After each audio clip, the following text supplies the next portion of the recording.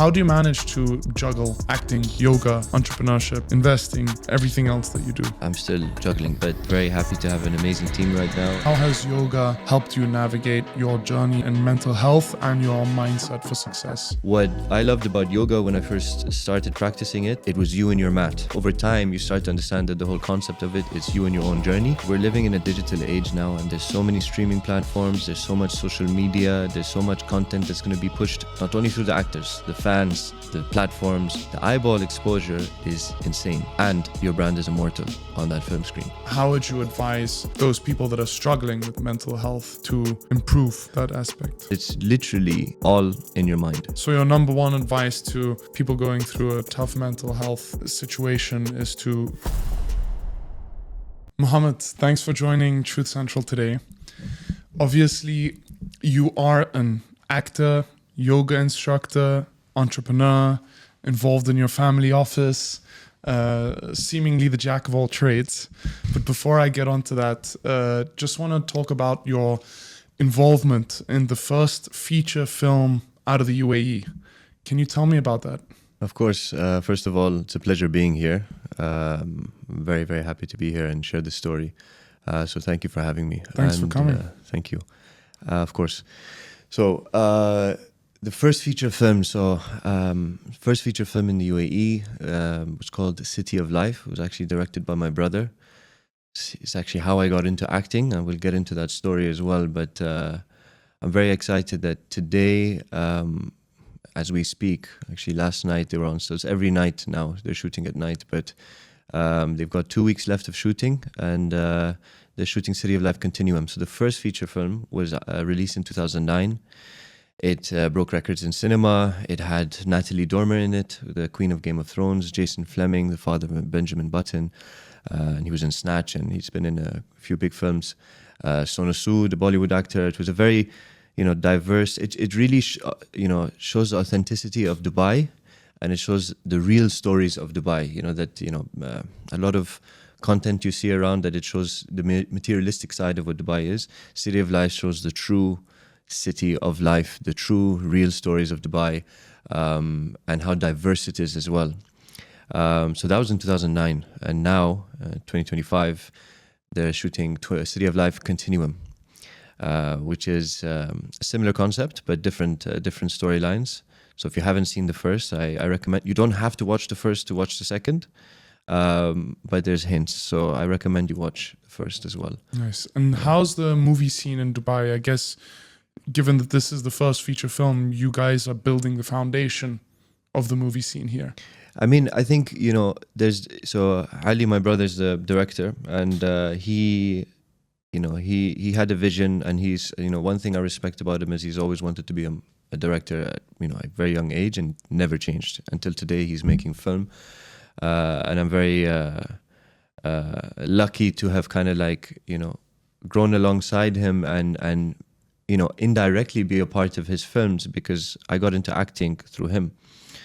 And then little did I realize how much I was going to, fall deeply in love with the industry.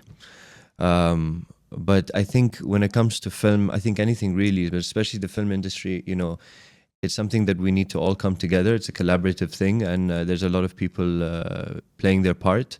And, we just got to make sure that, from talent, for example, actors don't just wait around for an audition, and they kind of create their own opportunities. And then there's like the directors, there's Ali, and there's the others, making their own content and building the industry here. There's got to be the right incentives with the government entities. And I'm, yesterday I was at Image Nation, a suhoor, in Image Nation at a dinner in Abu Dhabi, and they were talking about all the new incentives they have for foreign films to come here and shoot here, to leverage local talent, etc., so they can get more and more incentives, which is and the tax rebate, for example. So it's a very positive thing, and it's all stages and step by steps. But I think if everyone collectively, in front of the camera, behind the camera, and on the governmental level, works together with the right focus, consistently, I think Dubai has got a very bright future in the film industry. It's already done a lot. Definitely. I mean, the city, UAE, sorry. The city has so much to offer, and not just in movies. I mean, this city has been attracting so much talent over so many different industries over the last decade.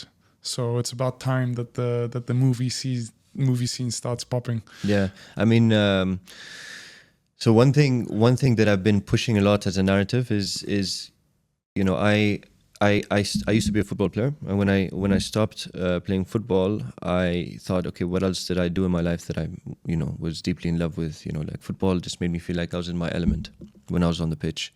But I remember it being set, and it's one of those things, you know. And I was also having this discussion with some of the talent yesterday, some of the like regional actors, and they're talking about different opportunities, some of the Ramadan shows that have recently come out that they worked on. But we were talking about consistency and not waiting for an audition and kind of like creating your own opportunity.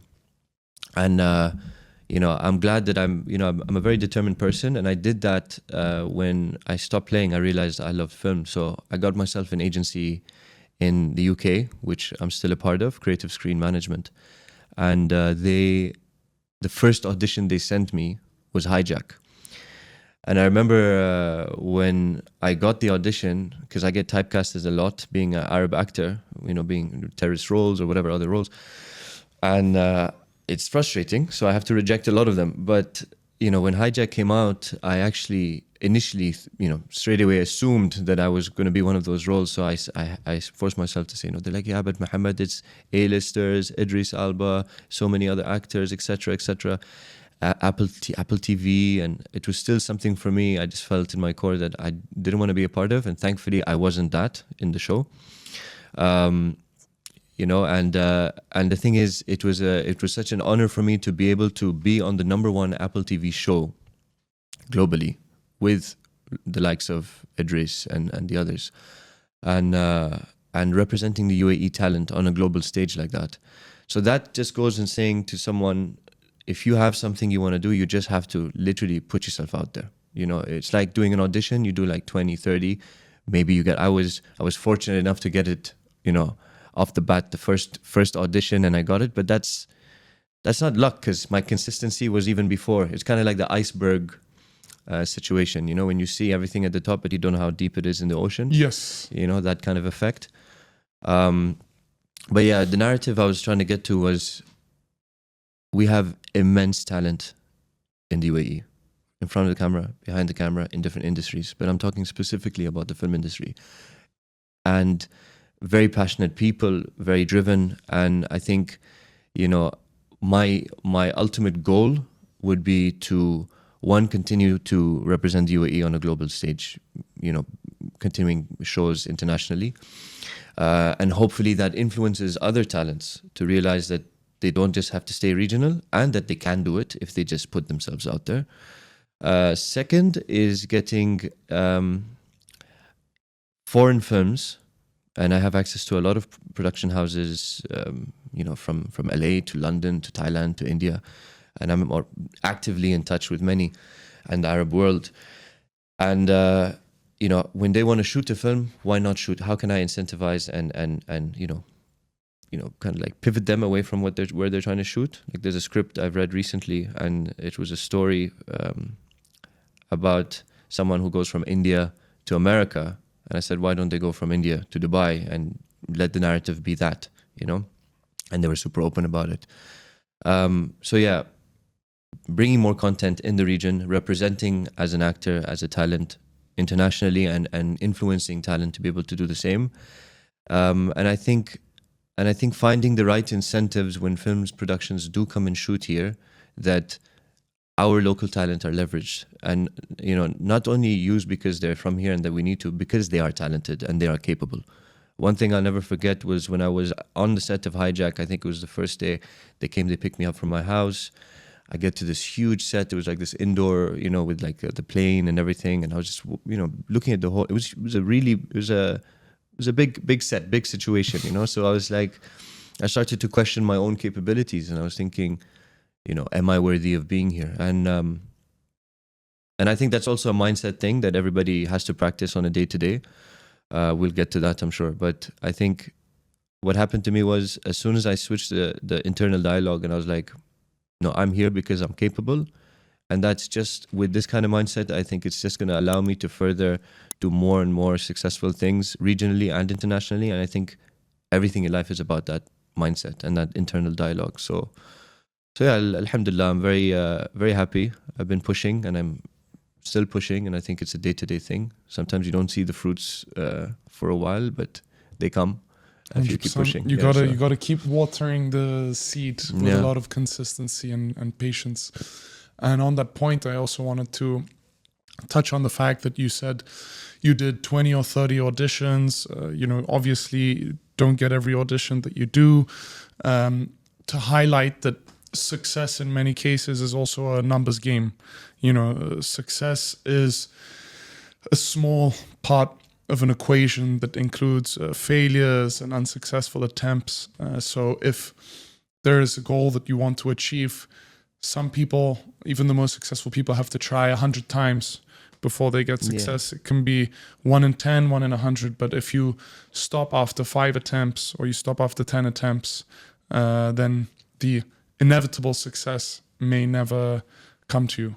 Yeah, and I've mentioned this before a few times. I think consistency is such a pivotal tool, quality for a human to be able to, to succeed at anything. I mean, yesterday, again, I keep bringing it up because I was having these conversations literally just last night. And I remember, so after Hijack, I shot another show, which was one of the most unbelievable experiences of my life. And it was called Khattaf. It was about an MMA, Emirati hero show. We shot in Bangkok. I was in a hotel for 4 months. Which is also right now on Emirates Airlines. It's on Emirates Airlines, yeah. So if you're flying, you can check out Khattaf.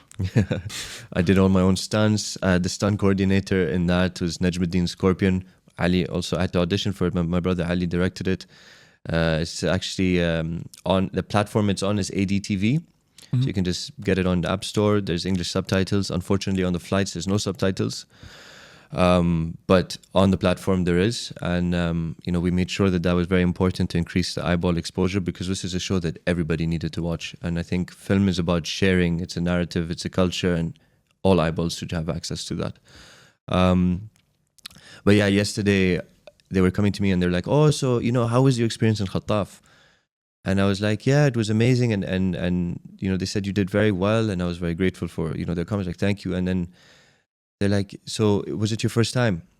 And I was like, oh, no, actually, this is my 6th project. And they're like, oh, really? Like, they thought that, you know what I mean? So not many people necessarily know that, even if the information's out there. Some people they think the last job was your first job. You know what I mean? And outside of the 6 jobs that I've done, nobody knows, when I was living in London, how many auditions I had gone through that didn't work out. So all in all, again, it's really just keeping yourself out there, staying consistent, believing in yourself. Yeah. And has yoga helped you with that mindset? Because you're obviously very into yoga. And I had a podcast yesterday with someone who's a mind and body coach as well as a yoga instructor. And they touched on, how much yoga helps with their life aside from their yoga life. So how has yoga helped you navigate your journey in mental health and your mindset for success?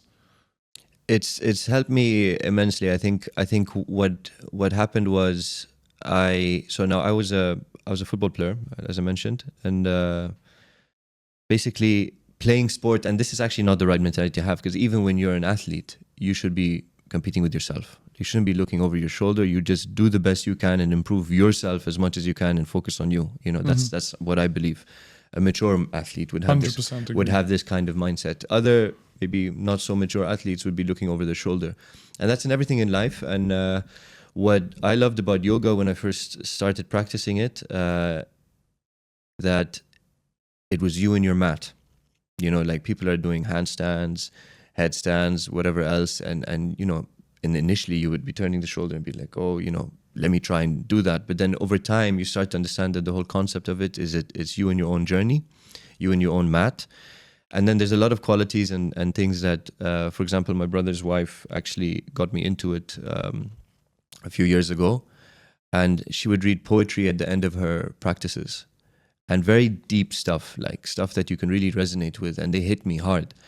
And so now I actually write my own poetry, and I'm still waiting for you to join next week, 7 p.m. Samadhi, Yes. you gotta come, because there's something we share there also. I'm sure you like yoga, but I have a house playlist that's really nice, and I've created my own kind of like structure where it's called the journey flow, because we're all on our own journeys in life, but we all have similar qualities we need to work on. Like self-belief, like we're talking about, consistency, presence, patience, whatever it may be. So I write poetry on these topics, and then every practice is based off a theme. And then we do like a guided meditation. Tomorrow will be on presence, which is my most recent poem that I wrote. And then we'd have like, slow music playing. We have like a little guided meditation on the theme. Volume goes down, house playlist on, and then volume goes up, and then we just have fun. It's like bootcampy yoga. Nice. It's a lot of chords, upbeat, and then in the end you calm down, poetry comes out, and then you're in your shavasana, which is that surrender pose where you're just relaxing at the end. Lights are off as well at that time. Then you wake up, we do a bit of breath work, and then I go salam alaikum at the end. When everybody goes namaste, and I've switched it to make it kind of like my own, and I say, thank you for coming, happy you guys came to share the journey flow with me, salam alaikum, and then everybody goes alaikum salam. They bow down. The Mohammed touch. It's funny. What I find very intriguing about yoga is that it seems to be somewhat of a combination of meditation and physical exercise, because I don't do yoga, but it's something that I definitely want to get into now, having spoken to people like yourself who do yoga, because the two elements that it combine are things that separately I really enjoy. I love to exercise. I exercise 4 or 5 times a week, and I love to meditate. Admittedly, I don't do it as often as I should, but meditation had a very positive impact in my life when I was going through a difficult period, and it facilitated me to exit that difficult period. And even now, when I am feeling strong, it has given me a lot of tools to self-regulate emotion, thoughts.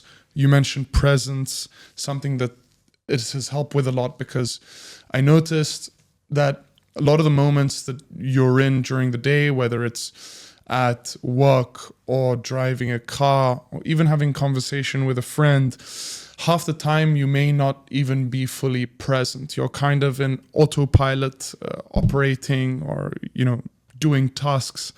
So through meditation, it gives you the tools to enable you to be more present, to remind yourself where you are, what you're doing. And I think that is very fascinating. And I think it's something that everyone should do. And yoga is like this perfect combination of ticking both boxes at the same time. So yes, literally, very curious to it's try literally like it is my meditation. And I mean, I'm guilty of it as well, because, we're living in a world with so much distraction. And as much as I talk about presence, there are a lot of times I'm not present in the moments where I should be most. And I think the one thing that's also important is awareness. Like you catching yourself in the moment of not being present, and accepting that, hey, you're not doing what you say you should be doing, or that you preach that you do, and which is fine. But so long as you catch yourself doing that, and then kind of like re-navigating the behavior moving forward. I keep looking at the right boxes here, and I love what you've done. And I didn't mention this actually. You touched on the film stuff. Something quite new that I've been doing now through my agency. You said my involvement with City of Life. So City of Life is being the shooting right now, and like I said, you have to put yourself out there and create opportunities as a talent. And what I noticed as Mohammed, so I come from a 5th generation family business, and they do multiple things from distribution, investments, and service and manufacturing and other things. So I get a lot of people come to me saying, hey, I've got this movie, since I'm an actor, and they know I'm in the film space and I know people. So they're like, could you invest in my movie? Or do you know any investors that could invest in my movie? And I don't. And it's not our mandate as a family office to invest in film.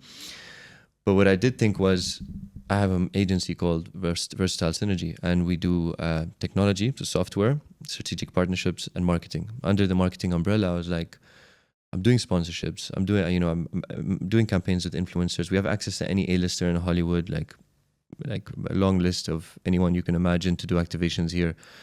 So I was thinking, this would be a benefit actually if, I'm continuously talking to so many production houses internationally as an actor. But how much of an added value would it be for me to be like, I'm an actor, but I also have a company that does product placement, which then can also fund your movie through giving brands eyeball exposure in your film. What platforms are you on? Do you want to come and shoot in the UAE? Because of the access that I have in this region to certain entities could maybe facilitate their, film setup, shooting, and post-production. So yeah, I like what you've done with the product placement, and we're doing product placement for City of Life, and we've done a few interesting brands, and I'm really looking forward to watching it live. Indeed, and movies are a great way for brands to connect with consumers, because it's not like an ad that is pushed on to the consumer. It's Exactly. something that the consumer chooses to watch, and then the product happens to be there in a very natural. Exactly. I think manner. something that's very important to think about is we're living in a digital age now, and there's so many streaming platforms, there's so much social media, there's so much content that's going to be pushed not only through the actors, the fans, the platforms. The eyeball exposure is insane. And your brand is immortal on that film screen. You go and you put your sign up onto a billboard on Sheikh Zayed Road. 1 month. 1 month, you're paying a lot of money. Yeah. Why don't you pay that same money and be immortal on the big screen, on everyone's home, everyone's phone, Most definitely. everyone's TikTok, Instagram, Snapchat, because it's going to be marketed on different platforms as well. So it's something. It's not. I keep saying it's something unique, and it's in this region. It's not something that's looked at so much, but internationally, that's what they do.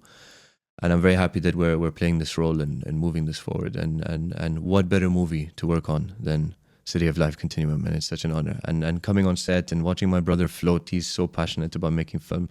I've seen it all my life, and it's such a joy. Yeah. Yeah, no, really. And when is City of Life 2 coming out? It should be. We're eagerly waiting. Should be about Q4. Okay, nice. Yeah. Just around the corner. Yeah. Cool. I want to talk about Bali. Bali is, I guess, your favorite travel destination. Yeah.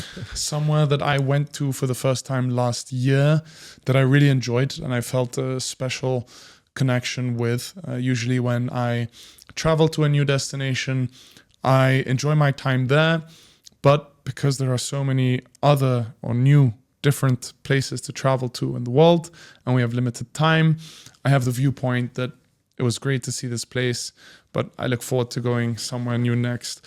With Bali, when I traveled there, I was like, okay, I have to be coming to this place at least once every 2 years, ideally more often. But beautiful place, amazing people, great food. The nature was incredible. There was something to do for everyone and everything. If you're fun and you want to go out, you have those options. If you just want to chill and have a very zen experience, you have those options, like very interesting yoga places and these things. If you want to have luxury, you have some of the top luxury hotels. If you want to enjoy the authenticity and the culture of the city. There's a Jumeirah Hotel there as well.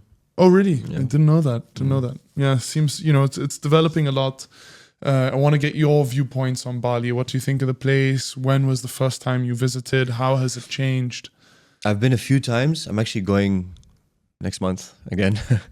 But it's funny actually, because I kind of need to rewind before Bali, because I fell in love with Asia, right? When I went to Thailand for the first time doing my yoga teacher training, that's where I started doing Muay Thai, and it's another story of where Muay Thai led for me getting into an anime show and being able to execute all the fight scenes so well, because I've already had my background in the fight training.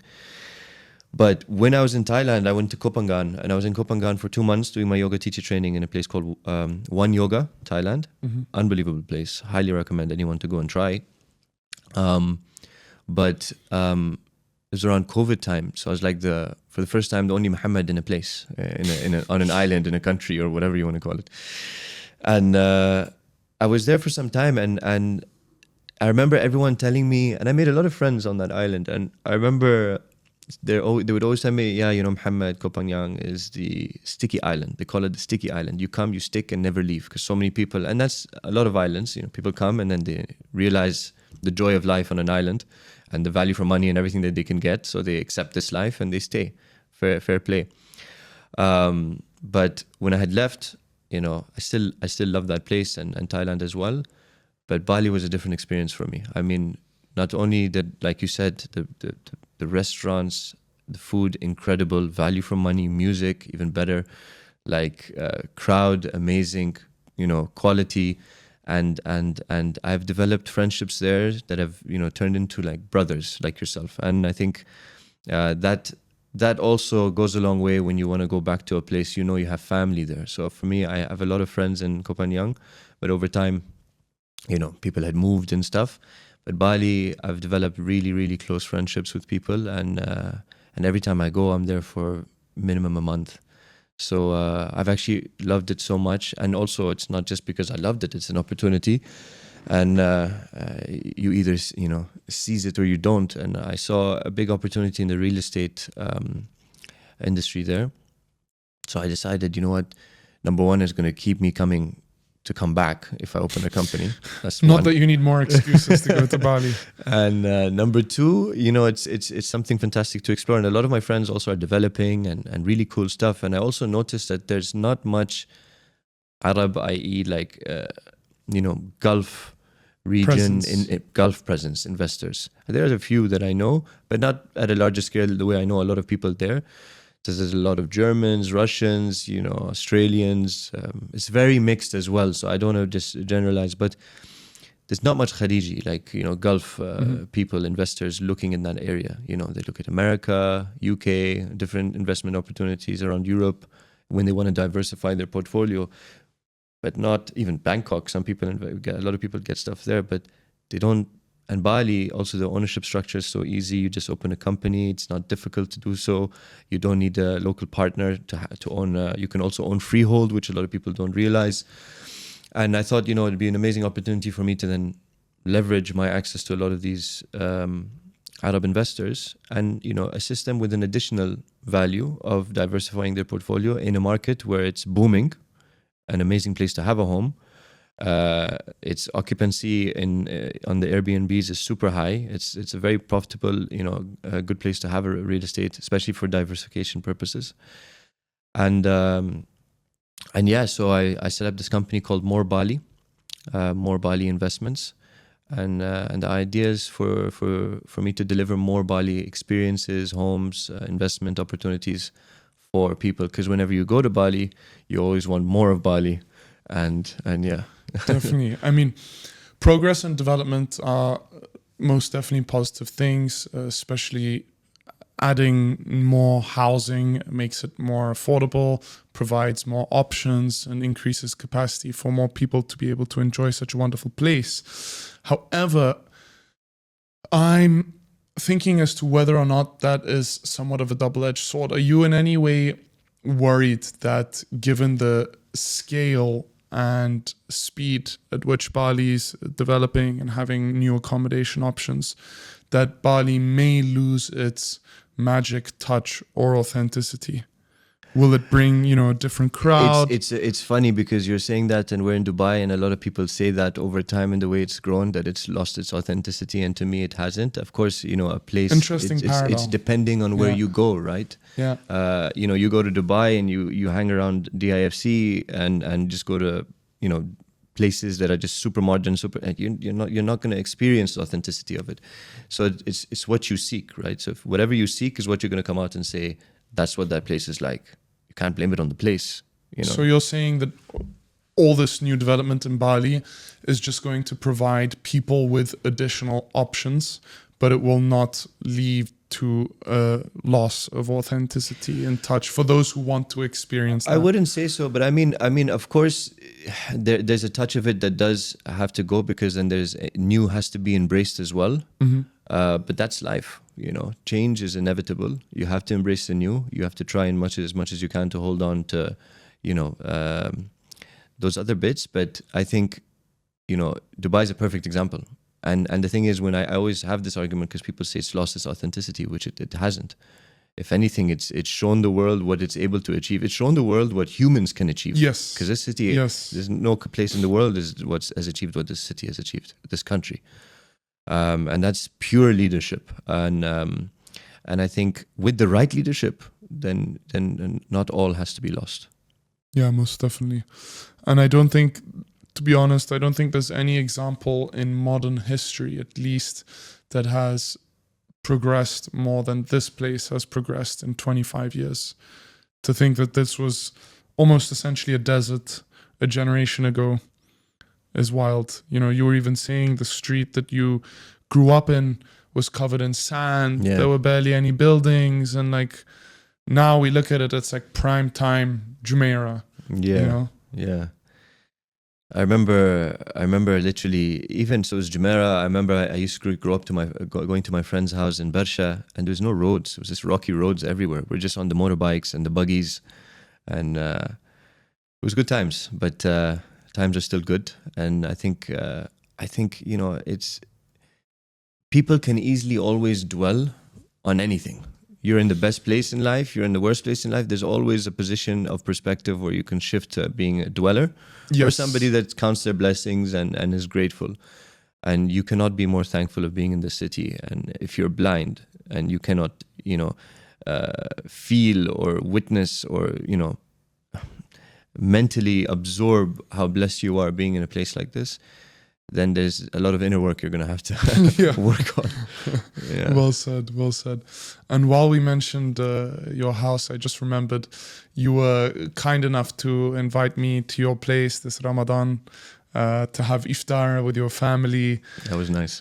It was wonderful. And for me, personally, it was quite an interesting experience because I arrived and, you know, I met your mother, who's this incredible woman, but was just surprised to see this lady who is British, but she is entirely like an Arabic person. You know, she was wearing She's been here for more than 50 years. So exactly. You know, she was fully dressed up in local attire. And I remember you had said something that kind of shocked her, and she's like, Allahu Akbar. She's like fully embraced the local culture, and it was just a wonderful experience to be a part of your family gathering and to just see that intriguing. I think I was teasing her about the Arabic, and then she said, I don't speak a word of Arabic, but I read all my prayers in Arabic, alhamdulillah. I think that was which was adorable. No. It was amazing. But just interesting to see, you know, this British lady that was fully Arabic. But yeah, you're blessed to have such a wonderful family. Thank you. And I look forward to meeting yours. Yes, indeed. I have to host a dinner at mine soon when my parents are over here. Inshallah. And it was also cool to see that when I sat at the table and I mentioned right, that the kids were having right, your other family members were having right. I mean, you guys, all honestly, different products. And I have to say, you know, because we're talking about, you know, my experiences and my things that I have gone through, but I think you can relate a lot, and I've learned a lot, you know, since we've known each other, of, you know, how you've built businesses and how you are as a character in order to be able to work with other characters, and you know, hence why, you know, you got to keep good people close, you know, and I'm very grateful to have come across and met you, and with Right, I mean, you guys have done, I mean, clearly, and this is not the first time this has happened with us. Like we go places, and it's always there's someone there that has Right. It's either like they've tried it, they've seen it, or it's in their kitchen, you know what I mean, or their bedside, and it's a fantastic product. I have it in my own house. And it's something I love to use, And something that's super interested that I want to touch on with regards to Right is that you and your business partner, Marcel, are friends first.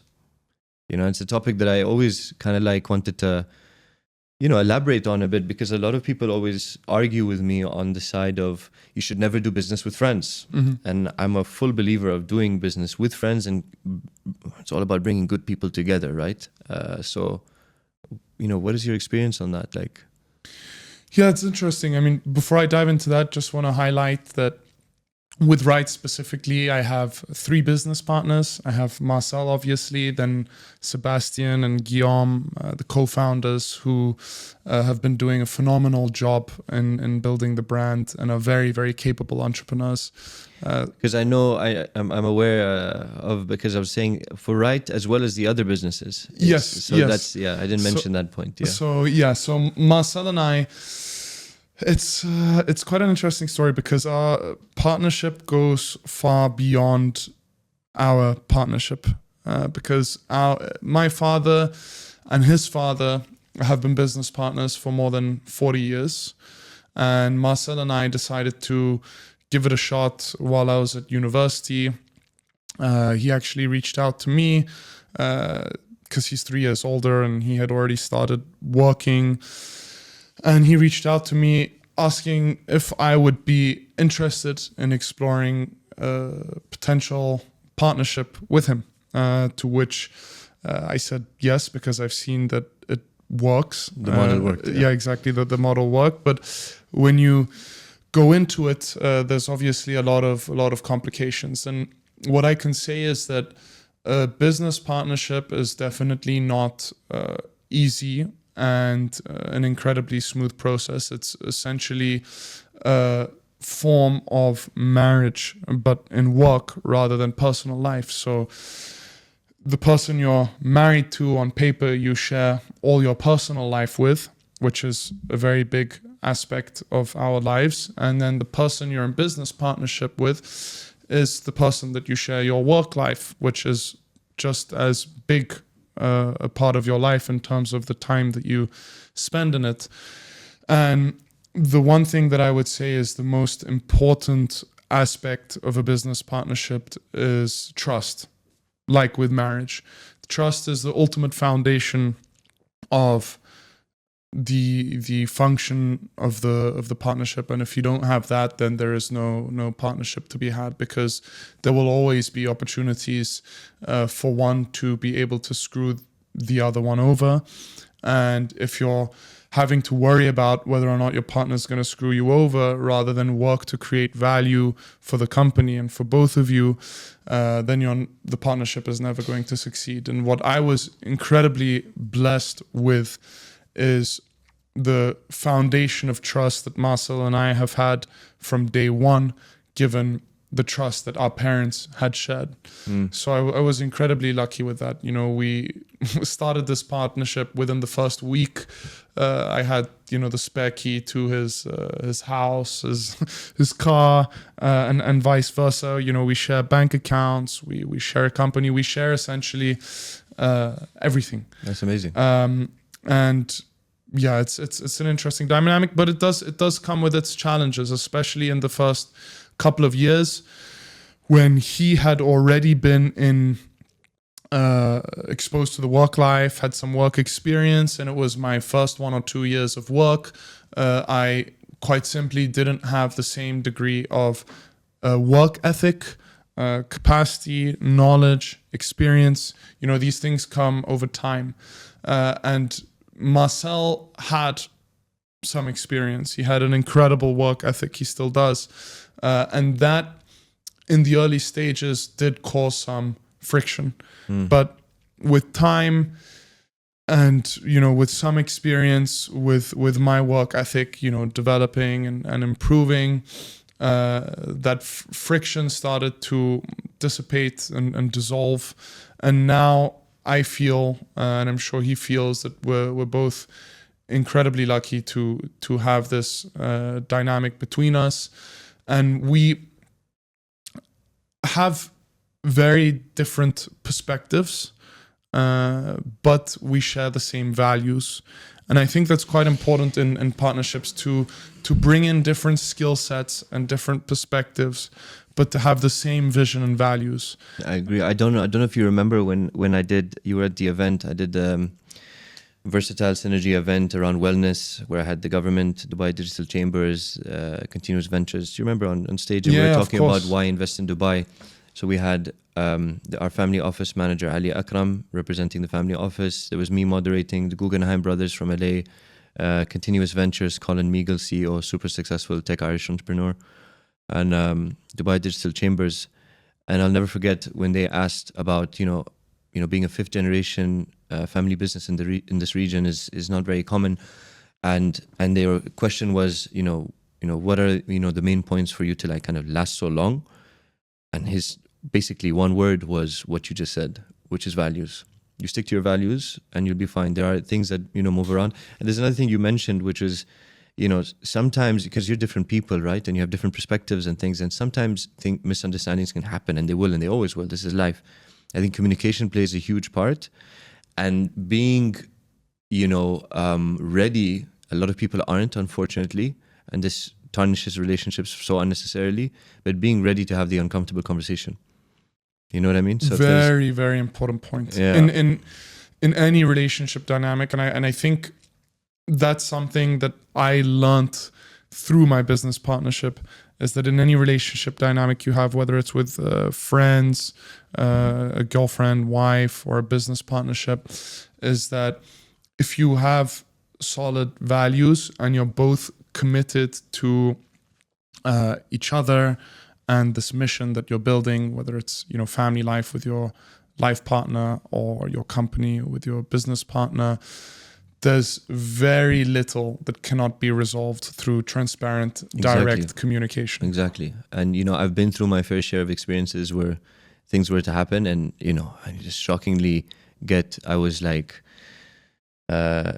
somebody assumed that I had done something, and then I showed the whole transparency, was ready to talk, and then vanished. And it's just and these experiences happen. I think sometimes when things like that happen, it's you think back and think, what could you have done better? And I think so long as you played all the cards that you could as best you can, you can then take it as a blessing. And then that chapter or that book had to be closed, or that relationship had to be cut in order for you to grow further and gravitate to something more meaningful and right for you, and which has happened. So definitely. Yeah, I'm grateful for the losses as well. Yeah, because not every friendship can translate into a business partnership. Yeah, I mean in general, it could be a business partnership, it could be a friendship, but when those ties sometimes get cut, there's always a why. And sometimes, it's interesting how life works. If you just stay patient, you'll realize that there's always a reason for everything. Always a reason for everything. It's actually City of Life's catchphrase on the first one. Everything happens for a reason. Yeah, no, I definitely believe that. But in general also, I mean, we meet thousands and thousands and thousands of people. It's not feasible in any case to maintain relationships with everyone, and in some cases people don't have the same values or don't have the same interests, and it's okay to not be best friends with everyone. Yeah, I agree 100%. 100%. I also wanted to discuss the fact that you managed to juggle all these different facets in life. And some people struggle to manage just two. Do you have any methodology, or how do you manage to juggle acting, yoga, entrepreneurship, investing, and everything else that you do? Look, and I'm still juggling, right? I'm not sitting back saying that I'm comfortably seated right now and that everything is but I think it's having the right team, having the right people around you, within the company especially, and there's a lot of trials and errors with that, but I'm very, very happy to have an amazing team right now, and we're only growing almost every other week, which is and it's a great feeling. it's a bit of a blessing, because you see how it kind of came unintentionally. You know what I mean? Like where I'm at right now is, for me, the best place of where I want to be, because I've always wanted to be a part of the family business. At an early age, door was always shut. Father always said no. And I didn't understand why. Now I know. I had to go and find my own credibility, start businesses, fail businesses, work in other places. I worked in London, Mayfair, for a Scandinavian family office doing private equity and tech, in tech. Yeah, so it was a global media house and investment firm. And that was after me playing football in Al Ain. So I canceled my contract, went to London, continued my uni, and started working in this family office. Completely new experience for me. Unbelievable experience. So it wasn't all planned.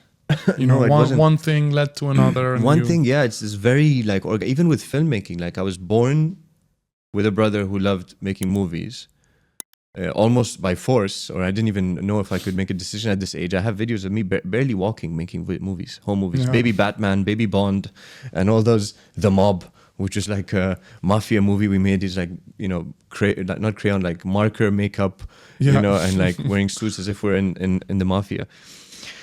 But yeah, it's when you look back now and think how everything happens for a reason. That's exactly what's gone on in my life, and where I am right now is exactly where I want to be. So I still have the freedom of being an entrepreneur and doing what I love, which is tech and marketing.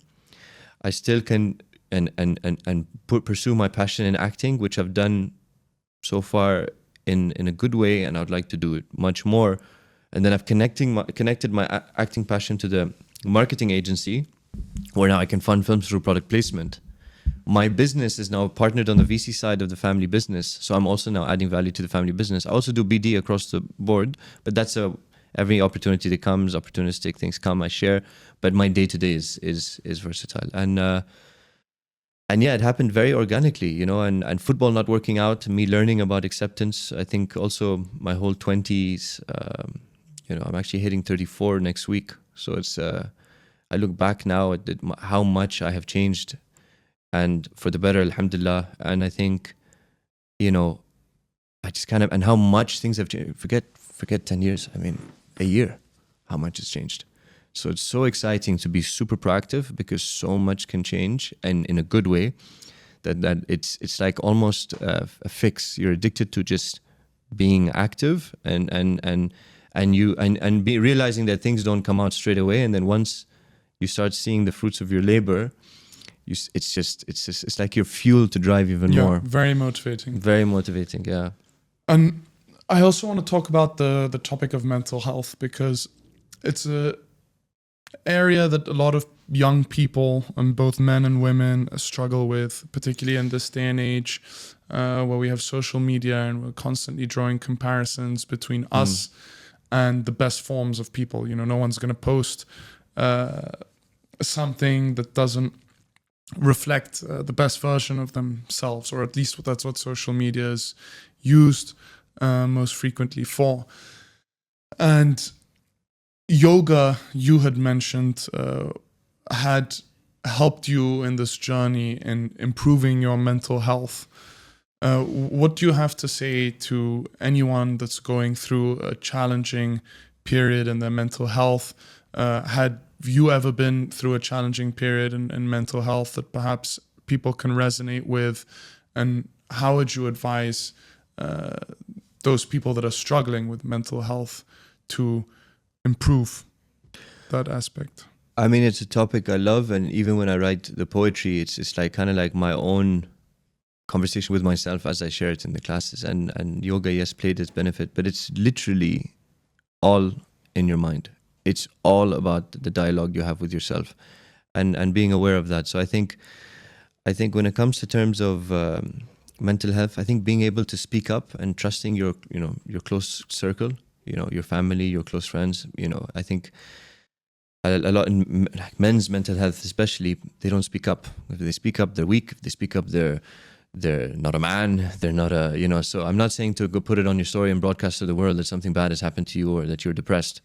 But if you're not feeling okay, speak up and trust the people close to you, because everybody, the close ones at least, care. And we are communal people, and we always will be, and we always have to share. We're here to, develop ourselves for each other. And I think that's a very good point that you mentioned about men particularly not communicating the issues or upsetting moments in life. And I think that's partly due to the fact that we're socially conditioned as children to keep that area shut. So my experience as a kid, and I'm sure many other people experience this, if we would cry or something would upset us, we would be told, you're a big man, you're a big boy. In Arabic. Yeah, stop crying. It's just on my mind, yeah. But if I would see a girl crying on the playground or, a young child crying, they would always be consoled and they would always be asked, what's upsetting you, for them to communicate. And that would socially condition young girls as they grow and develop to communicate things that are bothering them. And this socially conditions us to not communicate things that are bothering us. But a lot of the things that are bothering us, as you rightly pointed out, can be fixed by just speaking up. I mean, we already have to show up in the world as men with thicker skin. Yeah. So there's no need to add more fuel to that fire. It can be hard, the world, it could be cold, it could be rough. And our skin has to be super thick to provide.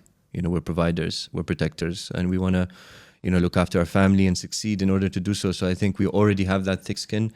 No need to add the fuel to the fire. And, especially with the people closest to you as you're being raised, hopefully one day when I become a father, alhamdulillah, I've had a great dad, but, I'd want to be the best dad I can be. And having these conversations right now is helping me, be more aware. And when that time comes, when the time is right, how to take action in the best possible manner. Definitely. So your number one advice to people going through a tough mental health situation is to communicate. Yeah, I mean, look, it's self-reflection. There's so many qualities you have to look at as a person, and every day it's a different thing you need to work on. Forgiveness, letting go, presence, acceptance, communication to yourself, your internal dialogue, self-belief, confidence. It's just being aware that you're accepting that you're the imperfection of you, but then also being aware that you are a miracle and you're capable of anything, and having that belief. And then within that foundation, you kind of then work on those different touch points on a day-to-day. It's a day-to-day. Like we said, it's consistency at work or relationships, but our inner work is so much more important, focusing on the day-to-day, because if we don't do that on a day-to-day, we cannot deliver our highest human potential to our work, to our family, to our relationships, or to our future people that haven't entered our lives yet, and other opportunities, to our purpose that we want to deliver to the world. And just before we wrap up, I want to end on Dubai, this beautiful city that has given us both a lot of opportunity, life, and positive experience. What for you makes Dubai so special? Oh, God, it's a very good question. I mean, family, home, memories, the culture. It's like whenever somebody mentions Jumeirah to me, I know they call it like a sikka, which is like an alley, to every street, to every turn. I remember driving the car, or even earlier, just like it's Dubai. Dubai is home for me, and that's why you were talking about loyalty. I'm super loyal to where I come from, and I think that's why whenever I do things, I always want to do things in the best possible manner, representing where I come from, and then figure out how I can add most value to the ecosystem here, and that's literally my goals right now from investment perspectives. With Bali, I'm doing it, for them to diversify, to get investment opportunities there. But with the family business right now, we invest in tech in the Bay Area, in Silicon Valley. We invest in London. And I'm having these conversations to saying, we have a lot more strategic value if we invest in companies here. And I've now, as an agency, started doing partnerships with the government, different entities, to figure out how we can get more companies to enter the UAE, facilitate their setup, and scale them marketing-wise, partnerships-wise, with their growth. And I think, for me, Dubai is home. And, I always say, whenever I find myself saying Bali is my favorite place, I always say Bali is my second home. I always say Bali is my second home because Dubai is forever in my heart and will always be my home, my number one home. Well, Mohammed, thank you so much for joining the podcast, Truth Thank you. Central. Thank you for having me, bro.